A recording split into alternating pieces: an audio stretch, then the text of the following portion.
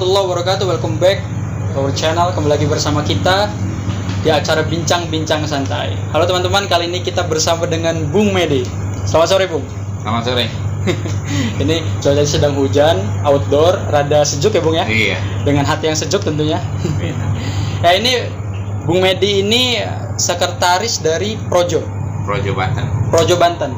Mungkin ada beberapa teman-teman yang tidak tahu apa itu Projo, Bung. Silakan, Bung, diperjelaskan. Iya. Projo ini relawan Jokowi. Jadi kepanjangan awalnya itu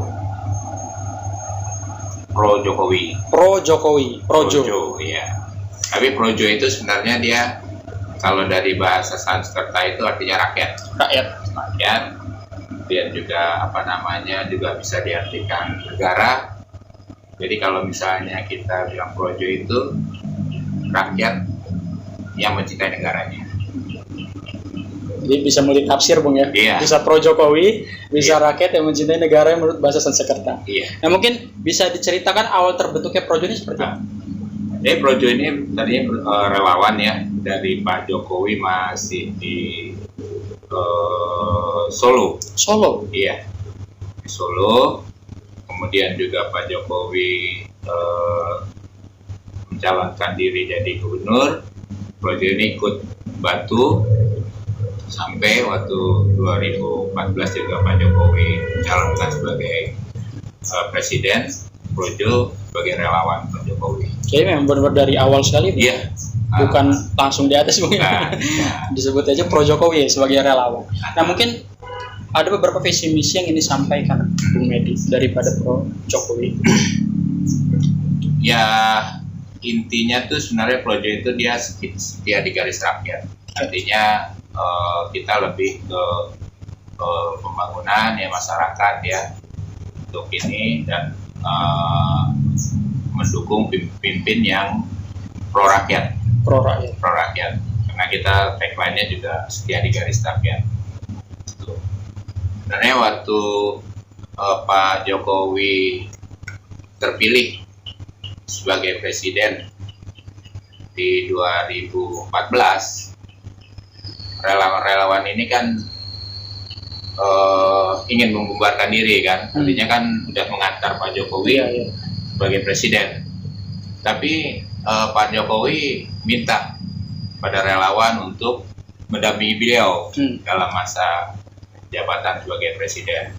Makanya di 2014 itu kita membentuk sebagai ormas. Jadi Projo ini bukan relawan lagi sebenarnya, tapi sudah merupakan ormas Projo di 2014 ya. Kemudian juga nyambung sampai 2019. Kalau saya sendiri sebenarnya membangun Projo ini di Banten. Dari 2014, kemudian juga ya saya bentuk di cabang-cabang ya. Kita kan ada 8 kabupaten kota, artinya Tangerang, kemudian Kabupaten Serang, Kabupaten Tangerang, Tangsel, Pandeglang, Lebak, Kota Serang, semuanya sih Projo ada ininya. Jadi bisa dibilang Bung Medi cikal bakal pencetus, Bung. Salah satu pencetus di provinsi Medan. Sebenarnya bilang pencetus juga enggak, ya, cuman untuk ini aja, konsolidasi. Sebab sebelum saya pun di Banten itu udah ada Projo, cuman mungkin kan Projo ini banyak juga terikat sama orang-orang partai. Jadi pas Projo membuat organisasi, banyak orang-orang partai yang akhirnya nggak mau di urusan, di struktur. Nah, jadilah kita untuk gitu ya. Untuk ininya. Dan itu mulai secara masif.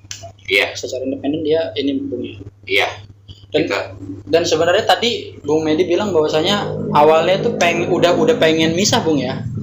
Para relawan ini bubar lah bahasa kasarnya. Cuman memang Bapak Presiden kita Pak Jokowi sendiri pengen tetap stay Projo ini. Jadi dikawal lah pembangunan. Misalnya kalau ada yang melenceng apa kita bisa kritik. Walaupun namanya kita dukung dia, tapi kita sebagai kritik kan boleh membangun kan untuk perbaikan untuk ini ya. Tapi perkembangannya sih saya lihat semua langkah-langkah Pak Jokowi itu udah pro rakyat semuanya. Tidak ada yang perlu dikritik, malah kita tidak ada yang kontroversi. Dorong ya untuk ini ya. Kayak seperti waktu awal-awal kan beliau untuk ingin mengambil alih Freeport, ya kan? Itu memang perjuangan ya. 51%. Iya, akhirnya kan berhasil sekarang ya. Nah sekarang juga kemarin ini kan langkah-langkah Pak Jokowi untuk membangun negara ini kan, dengan untuk meningkatkan PAD negara, dengan menyetop ekspor nikel, bahan mentah ya. Itu digugat ya, Bung? Nah, walaupun digugat sama WTO ya. WTO. Tapi kita gentar. Hasilnya juga kan bagus untuk negara. Artinya dari pendapatan ore nikel itu cuma 60 melompat jadi sampai 300 triliun. Itu kan bukan luar biasa kan karena dari pelarangan ekspor. Jadi kebijakan-kebijakan juga kebijakan yang tepat, apalagi di zaman krisis seperti ini, Bung, ya, krisis energi. Dan itu kan juga untuk rakyat juga. Untuk rakyat juga pendapatan ini kan kita bisa membangun jalan tol ya kan, membangun sarana prasarana,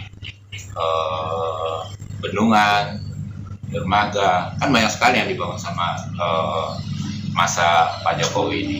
Padahal Pak Jokowi sendiri berniat untuk ayo kritik saya gitu kan, ayo beri saran kepada saya. Tapi ternyata memang tidak ada kebijakan yang ini, Bung ya. Dan memang sampai saat ini juga. Sampai saat ini sih, kalau pribadi saya sih belum lihat ada yang melenceng dari untuk membangun rakyat ya. Kita fokus ke Projo Banten, Bung. Ada nggak agenda terdekat tersendiri, Bung, untuk Projo Banten? Kalau agenda terdekat kan ini udah masuk tahun politik ya. Paling kita nanti memperkuat struktur dari tingkat provinsinya sendiri, terus kemudian tingkat cabang ya. Jadi strukturnya lebih terorganize lagi. Kalau menurut saya penting ya struktur ini ya. Artinya kita untuk konsolidasi, untuk kerjasama, kalau memang ada strukturnya kan ke bawah itu lebih enak. Dan mungkin nanti dari tingkat bawah kan untuk ke masyarakat juga bisa lebih dekat lah ke masyarakat. Kan nggak mungkin orang DPD langsung ke ini gitu kan, walaupun mungkin aja sih, tapi kan nggak, ini kita kan luas Banten kan. Jadi kalau misalnya terorganisir itu mungkin lebih bagus lah ya. Kemudian juga kan kalau misalnya ada penyaluran bantuan, atau kemarin kayak kegiatan vaksin, kita ikut bantu waktu itu. Vaksin ini kita kerjasama sama Polri ya waktu itu untuk semua wilayah. Kemarin kan target Pak Jokowi kan kita vaksinasi dipercepat ya, kayak jutaan gitu. Kita kan vaksin ini juga dihargailah sama dunia ya, yang terbaik masalah pandemi ini. Jadi memang Projo ini ngebantu di segala aspek juga, Bung ya. Iya. Untuk urusan negara juga, bahkan itu vaksinasi bahkan itu. Iya. Dalam upaya pencegahan COVID. Nah, mungkin ada pesan-pesan terakhir, Bung, yang disampaikan kepada para penonton, silakan. Pesannya ya kita sama-sama lah membangun ya untuk rakyat, untuk peningkatan peningkatan kesejahteraan rakyat. Kemudian juga kita bangun untuk pembangunan sendiri. Saya sih berharap Banten ini bisa bersaing daripada provinsi-provinsi lain. Ratingnya buruk loh kita, Bung. Iya. Salah satu provinsi tidak bahagia. Sejawa ini ya masih, kalau saya lihat penilaiannya masih di bawah ya untuk tingkat Jawa dibanding kita di Jawa Tengah, Jawa Barat, Jawa Timur. Mereka kan udah lebih ini. Tapi saya yakin kita bisa istilahnya bisa lebih maju dari mereka karena kita potensi-potensi juga banyak.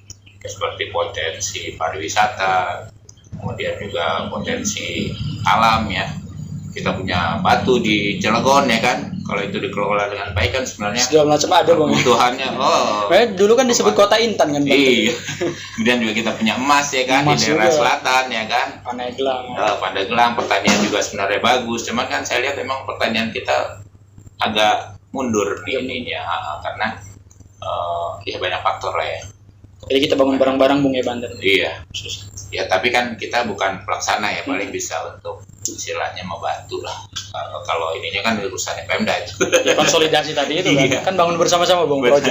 Mungkin itu saja teman-teman yang bisa disampaikan dari bincang-bincang hari ini. 10 menit sudah tidak terasa berbincang-bincang dengan Bung Medi. Mungkin di next episode apabila kita bertemu kembali kita akan bincang-bincang santai lagi. Terima kasih. Wassalamualaikum warahmatullahi wabarakatuh. Terima kasih. Assalamualaikum warahmatullahi wabarakatuh.